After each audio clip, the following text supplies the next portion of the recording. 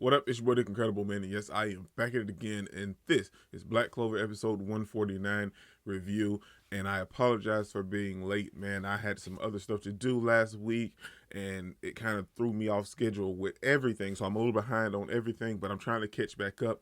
And episode 149 of Black Clover, it was okay. Let's get into it, man. I don't think I do it good, no, I think I do it great. They would do it if they could, they can't do it so they hate. Everybody wanna look, but nobody wanna play. Stealing eyes. This episode wasn't that bad. It wasn't great, but it wasn't bad either. I mean, there was really wasn't much going on, but the stuff that we did deal with and find out about this episode was some very kind of important stuff. We start off the episode with Nero and the first Wizard King, and well, the prince actually, but we see him kind of coming up with this general idea of helping people that doesn't have magic within the Clover Kingdom, because at that time it wasn't that many of them, and he wanted to help them nonetheless. And like I said, throughout my whole time talking about that the devil believers and devil worshippers arc, is that the kingdom always tried to help. Yeah, sure, not everybody, because a lot of the royals don't really care. But like Julius and Yami and the first Wizard King, like they all really genuinely cared about the people. And a lot of the Magic Knight captains that we have now genuinely care about the people. And it takes time. If you notice, like they mentioned that it was 500 years before they could even actually really enact the plan that the first Wizard King had actually come up with to help the people that doesn't have any magic. 500 years. But I love the whole comparison between him and Julius in this episode, and Nero kind of sees that as well. And she's feeling a little down because it's been 500 years and she doesn't really know. Like, we know how Nero feels about everything and everyone, but we also know that like now she's starting to come around a little bit as well. But this episode kind of played on the emphasis of her being a little down, missing the first Wizard King, and Julius kind of let her relive some of that once he asked her to unlock the door, and that they're going to enact the plan that the first Wizard King thought of to help the people that didn't have any magic, because she was heavily involved in that whole arc along with Asta about the devil believers, because she done some cursed stuff and she has horns and stuff, so she was tied into that.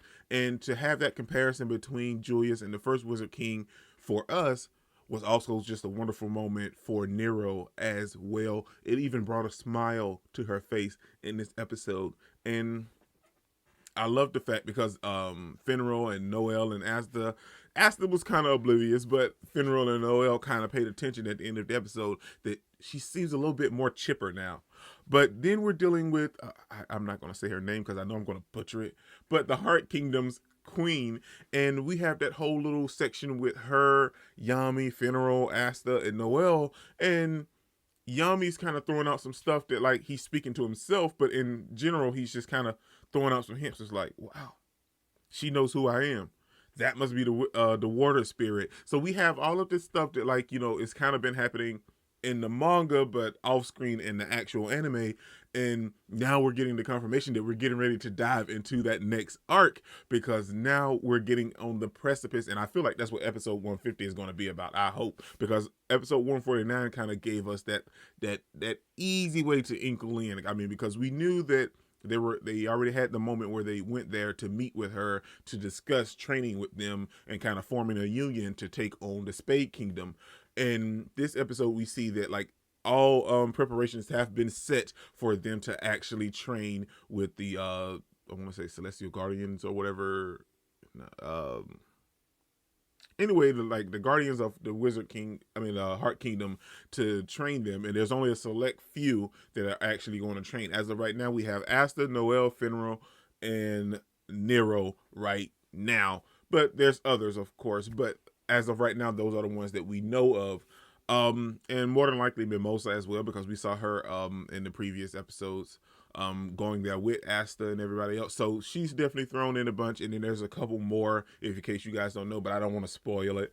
And that's pretty much all the episode was. We see some interludes with like some beavers and the Heart Kingdom queen tripping and falling and breaking her glasses. Wasn't too much going on. Like the information that we got was about the starting of the arc and learning some more about helping the people that doesn't have any magic, because if they don't help these people, you're going to have a repeat of what happened with the devil believers. And that's what the whole general consensus of this episode was. And like I said, it was a very nice episode. It wasn't too much, that's why the video's not that long, but it was a very nice episode overall. And honestly, I'm super excited and I can't wait to dive into episode 150. That's what I'm gonna go do now. So what up? It's your boy Dick Incredible Man, and yes, I am back at it again, and this is Black Clover episode 150 review, and I told you guys I was diving straight into it, and I'm kind of glad I did, because we got some greatness.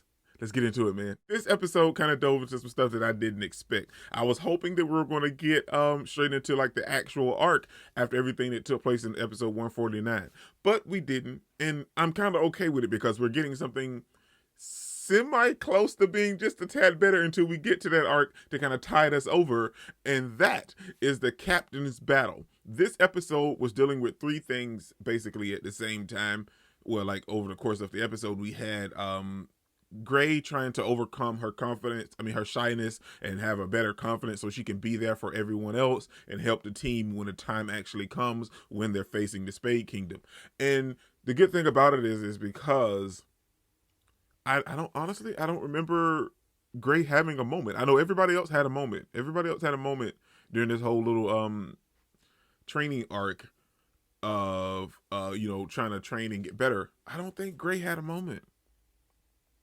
But anyway, she has her moment this episode, and we see her training with Gordon and Noelle and Gauche and kind of overcoming her shyness a little bit and then kind of reverting back to it, but at the same time overcoming it enough to where she can be there and be present, and she's going to be herself, whether she decides to be like the big bulky Gray or the Gray that we now know and love. It doesn't matter because she's Gray, and she's kind of overcame her shyness, and she's going to be there on the front lines with her teammates, man. And I love it, and I love Gray and seeing her overcome her obstacles of her shyness. It was some comedy in there as well. Then we're dealing with Charlotte training her members of the Blue Rose Knights, and they're all throwing up the fact that they got boyfriends and they can't wait to go on dates, and Charlotte's over here just lingered. What are they talking about? And having her sit up with Yami, and she's like, no, we can't worry about love right now. We need to focus on the Spade Kingdom. And it was fun, and it was funny and energetic, and it was nice seeing that that side, because I love Charlotte in that aspect. We love Charlotte as a character, but I love seeing her when she's frazzled and razzled worrying about Yami, because it always just brings a nice little bit of realism with some comedy as well, because a lot of people get nervous around the person they like, and seeing that take place is always fun. It's even with Asta and Noelle, because we know that Noelle likes Asta in that guard, but she never really mentions it, but we can always tell, and so it's nice to have that comedy aspect in there with that realism of being shy and demeaning or running away from someone that you like, because you can't handle it. So it's nice to have that aspect. And then at the end of the episode, we get the whole premise of the opening when we see all of the captains fighting. Julius is throwing like a captain's tournament to have all the captains fight each other, and that's where the fight scene in the opening comes from, with Yami and Charlotte fighting and all the other captains. It's gonna be fantastic.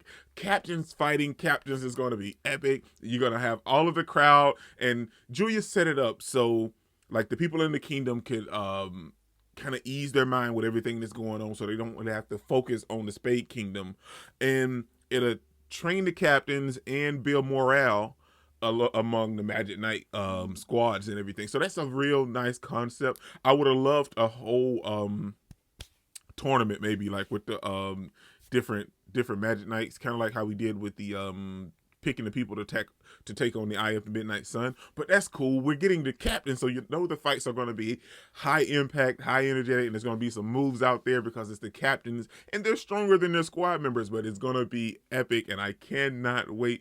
And Oh boy, it's gonna be good. It's gonna be good. Like the opening probably doesn't even do it justice when it's gonna come to these fights with the captains, and I'm super excited because we get to see Jack, and I'm wondering how they're gonna kind of break it down, kind of like a tier based type thing. Like, okay, well if you win this, then you go and move on instead of just. Hopefully that's how it is, and because I know for a fact we see the captains fighting in the opening, and I feel like that's where it's coming from with this part of this continuation of the arc or whatever. It's gonna be epic. The captains are fighting. We're getting a captain's battle. This is gonna be great, man.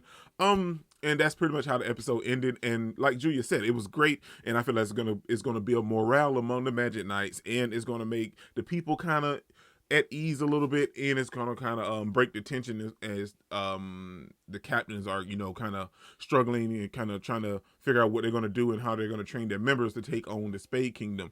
And I feel like it's gonna give everybody that reprieve that they need to kind of calm down and ease down, so the tensions won't be so high, because everybody's worried about training because it is a serious threat. But at this time, we can have them kind of have that relaxing period and see the captains take a fight. Oh, it's gonna be great, man. That's all that happened in this episode. It was a nice episode. Like I said, we were dealing with 3 different things individually, which was Gray getting some confidence, Charlotte kind of dealing with the fact that she still loves Yami and likes Yami, but she can't really act on it. And then Julia's mentioning that the captains are going to fight each other. That is going to be epic, man. That's all that took place this episode, and you guys know I'm all for a good tournament fight, man.